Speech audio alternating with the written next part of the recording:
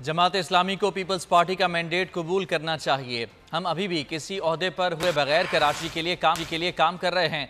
Peoples party के कराची के mayor के उम्मीदवार मुर्तज़ा वहाब का दावा। कहा, मेयर बनने के बाद इख्तियारात का रोना करने के बजाय काम किया जाए। अमीर जमात इस्लामी कराची हाफिज नेमुर रहमान ने जवाब दिया कि जमात इस्लामी के मैंडेट पर शब खून न मारा जाए। कराची के अवाम के मैंडेट पर कब्जा करने की कोशिश हो रही है। आरोज के जरिए हमारी अक्सरियत खत्म की गई। आज पुरअमन एहतजाज करेंगे।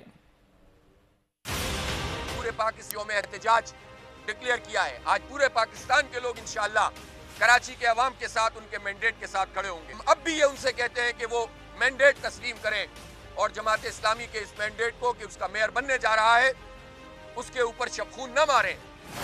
जमात इस्लामी को उस मैंडेट को एक्सेप्ट करते हुए पाकिस्तान पीपल्स पार्टी को ये मौका देना चाहिए जो मौका कराची की अवाम ने बिलावल साहब को दिया है। नशिस्तों के एतबार से भी जमात इस्लामी की नशिस्तें सिंगल पार्टी के लिहाज से भी सबसे ज्यादा थी, जिसको रिकाउंटिंग करके पूरे इलेक्शन के अमले और आरोज के जरिए छीना गया।